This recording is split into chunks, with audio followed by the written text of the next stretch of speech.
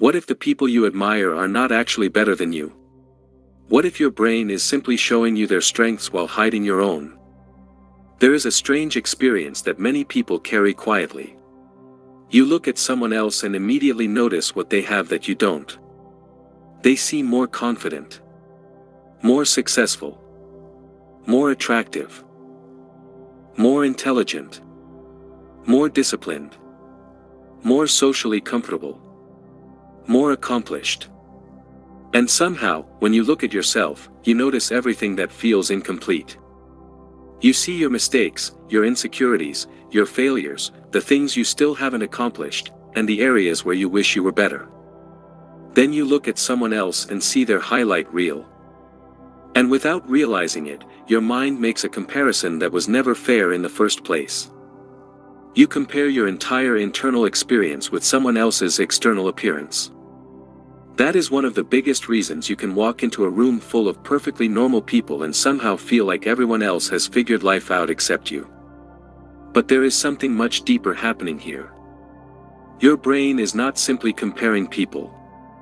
It is constantly trying to determine where you stand.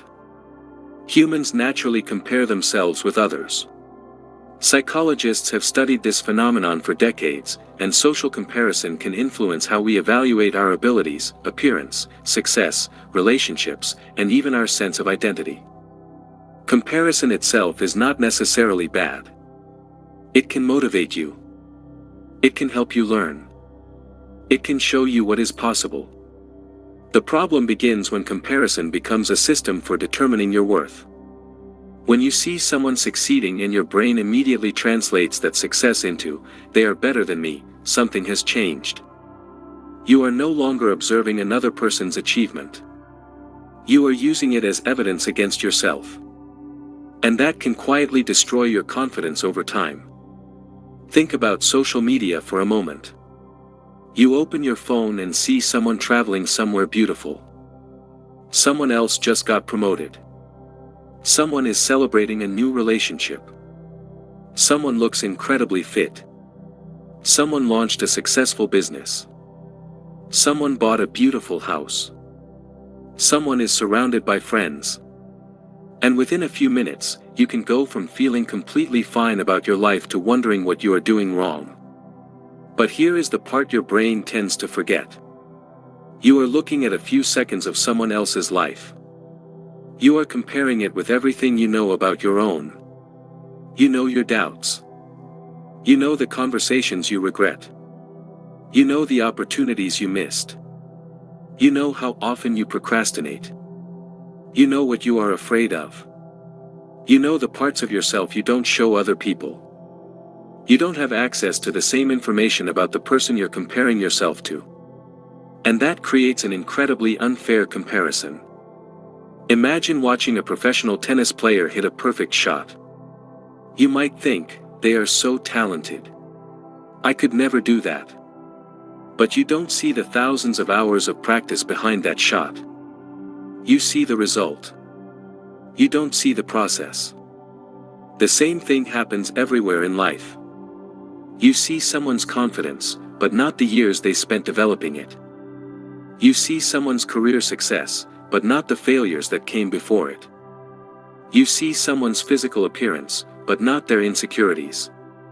You see someone's relationship, but not what happens behind closed doors. You see someone's business revenue, but not the sacrifices, debt, uncertainty, or failed attempts that may have happened before. You are seeing the visible result and comparing it with your invisible struggle. No wonder you feel behind. There is another psychological trap that makes this even more powerful. When you already believe that other people are better than you, your brain starts looking for evidence to confirm it. You notice the person who speaks confidently in a meeting. You notice the person who gets attention at a social event. You notice the person who seems more successful. But you may completely ignore the person who is struggling with something you handle easily. This is a form of selective attention. Your mind starts collecting evidence for the story it already believes. I'm not good enough. I'm behind. Everyone else is more capable. And once that story becomes familiar, you don't need someone else to tell you that you are inferior. You start telling yourself. This is one of the most painful parts of comparison. Eventually, the outside world doesn't have to put you down. You do it automatically. Someone compliments you, and you dismiss it. Someone recognizes your achievement, and you say, "It wasn't a big deal." Someone tells you that you are talented, and you immediately think of someone who is better. You achieve something you worked hard for, but instead of enjoying it, you move the goalpost. You say, "Yes, but I'm still not where I want to be." There is always another person. Another level. Another achievement. Another standard. And if your self-worth depends on being better than other people, you can never really win. Because there will always be someone ahead of you in something. Someone will have more money. Someone will be younger. Someone will be more experienced. Someone will be more attractive. Someone will have more followers. Someone will be more successful. Someone will be more naturally talented. But here is the question. Does their strength actually make you weaker? If someone is more intelligent than you in one area, does that make your intelligence disappear? If someone is more successful than you, does that erase everything you've accomplished? If someone is more attractive according to society's standards, does that make you less valuable? Of course not. But emotionally, we often behave as if it does. And that is because we confuse difference with hierarchy. Someone can be different from you without being better than you. This is a powerful distinction. Imagine two people who are completely different. One is extremely outgoing. The other is quiet and thoughtful. The outgoing person may be better at walking into a room and starting conversations. The quieter person may be better at listening deeply and noticing things others miss. Which one is better? The answer depends on the situation. Human qualities are not always arranged on a single ladder from best to worst. Yet comparison often creates exactly that imaginary ladder. We turn life into a competition where everyone is ranked. And then we try to figure out where we belong. But your life is not a scoreboard. You are not supposed to be number one in every category. Another reason you may constantly think other people are better than you is that you focus heavily on your weaknesses. This can happen after repeated criticism, rejection, failure, or experiences that damaged your confidence. Maybe someone important in your life frequently compared you to other people. Maybe you grew up hearing things like, "Why can't you be more like him?" Or, "Look how well she is doing." Or perhaps you were never directly criticized, but you learned to measure your worth through achievement. You learned that being good wasn't enough. You had to be better. Better grades. Better performance. Better results. Better appearance. Better career.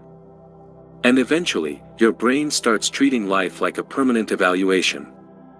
You are constantly asking, "Am I good enough? Am I doing enough? Am I ahead? How do I compare?" The problem is that there is no finish line. Even if you become successful, the comparison simply moves upward. You reach one level and discover another. You accomplish something and immediately find someone who has accomplished more. This is why external achievement cannot completely solve an internal feeling of inadequacy. You can change your circumstances without changing the way you evaluate yourself. And if that happens, you may become more successful while still feeling like you are not enough. That is a difficult realization. But it is also good news. Because it means the solution may not require you to become better than everyone else.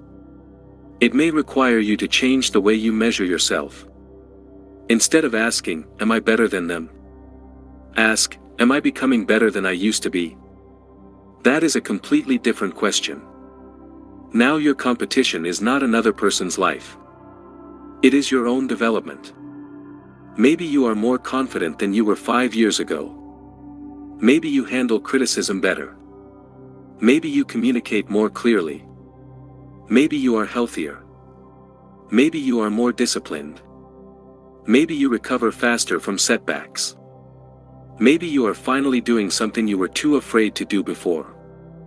Those improvements may not look impressive on social media, but they matter. Sometimes personal growth is almost invisible. Nobody applauds you for becoming less reactive. Nobody gives you a trophy for setting a boundary. Nobody sees the moment when you choose not to repeat an old pattern. Nobody knows how difficult it was for you to believe in yourself after years of doubt. But those things count. There is another important shift you can make. Instead of looking at people you admire and thinking, "I wish I were them," try asking, "What can I learn from them?" That changes admiration into information. If someone is more disciplined than you, study their habits. If someone communicates confidently, observe how they speak. If someone has built a successful career, learn about the decisions they made. If someone is physically fit, learn how they structure their lifestyle. You don't have to become them. You can learn from them. This is one of the healthiest ways to use comparison. Upward comparison can either make you feel inferior or show you what is possible. The difference is in the interpretation. Instead of saying, "They are better than me," you can say, "They have developed something I would like to develop too."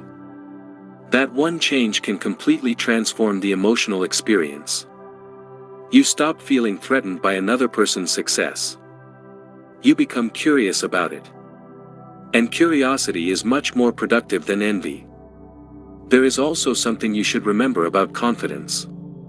Confident people are not necessarily people who believe they are better than everyone else. Real confidence often looks much quieter. It is being able to walk into a room without needing to prove your value. It is being able to admire someone else's success without feeling diminished by it. It is being able to say, "They're really good at that," without adding, "which means I'm not." It is being comfortable with the fact that you will be average at some things, excellent at others, and inexperienced in many areas. That is normal. You don't have to be exceptional at everything to have a valuable life. And perhaps one of the biggest secrets about self-esteem is that you don't build it by constantly telling yourself that you are better than everyone else. You build it by developing a relationship with yourself that is not based entirely on comparison. You learn to respect yourself even when you are still improving. You learn to recognize your strengths without pretending you have no weaknesses. You learn to accept that someone can outperform you without threatening your identity. And you learn that your worth is not a competition.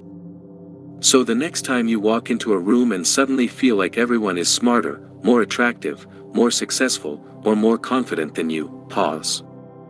Ask yourself what you are actually seeing. Are you seeing reality? Or are you seeing your own insecurity through the lens of comparison? Ask yourself what information you are missing about that person. What struggles might they have that you cannot see? And then ask yourself something even more important. What strengths do you have that you have stopped noticing because you are too busy looking at everyone else? Maybe you have become so familiar with your own abilities that you no longer recognize them as strengths. You may be a good listener, reliable, patient, resilient, creative, loyal, hardworking, curious, compassionate, disciplined. Maybe you have survived things that would have broken someone else. Maybe you have made progress that nobody else knows about. Maybe you are stronger than you think simply because you have become accustomed to carrying your own difficulties. Don't make the mistake of believing that something has to look impressive from the outside to be valuable. Your life does not become meaningful because you outperform someone else. And you do not become less valuable because someone else is ahead of you. There will always be people who are better than you at something. And there will always be things you can do that someone else cannot. That is not a flaw in the system. That is being human. The goal is not to become the person everyone else wishes they were. The goal is to become comfortable being yourself while continuing to grow. So perhaps the next time you catch yourself thinking, "Everyone else is better than me," stop and challenge the thought. Not with a fake affirmation. Not by pretending you are perfect. But with something more honest. They may be better than me at some things. And I may be better than them at other things. But their value does not determine mine. That is where comparison begins to lose its power. Because the moment you stop using other people as evidence of your own inadequacy, you finally have the mental space to see yourself more clearly. And you may discover something you have been missing for a very long time. You were never supposed to win someone else's life. You were supposed to live your own.